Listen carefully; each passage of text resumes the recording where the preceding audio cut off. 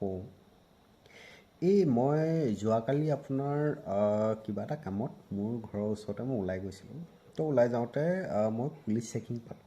তাৰ ওচৰত এখন মই গাড়ী পালোঁ য'ত ওপৰত এটা কেমেৰা লাগি আছে। আপোনাৰ মষ্টলি গাড়ীখন ছুইফ্ট ডিজায়াৰ আছিলে চাগে, মই যিমানলৈকে দেখি পালোঁ।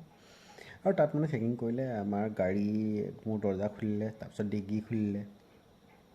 ডিগ্গি স্পেয়াৰ টায়াৰ য'ত থাকে সেইটো খুলি চালে। খুলি চাই মেলি ঠিক আছে যাওক, ক'ৰ পৰা আহিলে কি কথা সুধিলে আৰু সেইবিলাক নৰ্মেল কথা, কাৰণ পুলিচ চেকিং কৰিব লাগে, সেইটো ভাল কথা।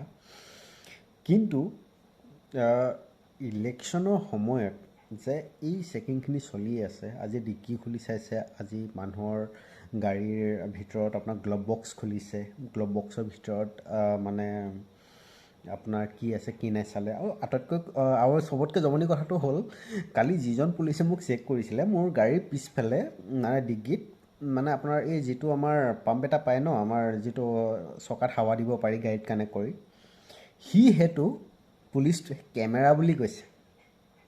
এইটো কি কেমেৰা লৈ আহিছে?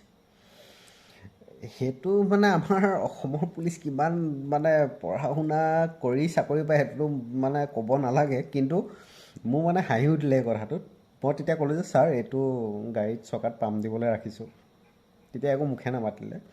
সেইটো ছেকেণ্ডেৰী কথা। কিন্তু কথাটো হ'ল যে আজি ইলেকশ্যন সময়ত কোনোবাই ক'ৰবাত পইচা বিলাব বা পকেটত পইচা লৈছে বা গাড়ীত আপোনাৰ পইচা লৈ গৈছে, সেইটো কাৰণে আমাৰ প্ৰশাসনে আমাৰ চেকিং কৰিছে। এইটো বহুত এটা ভাল পদক্ষেপ বা ভাল কাম এটা কৰি আছে। কিন্তু আজি যে এই ইলেকশ্যনৰ আগত অলপ দিন আগত যে টকা 9,000 আৰু 10,000 যে দিলে, সেই হিচাপটো কোনে কৰিব? লাজ লগা নাই আপোনালোকৰ? মই প্ৰশাসনক সুধিছোঁ, লাজ লগা নাই?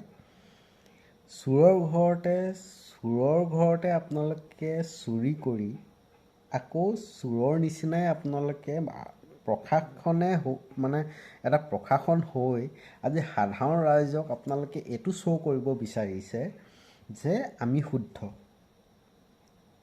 লাজনীয় বিষয় নহয়?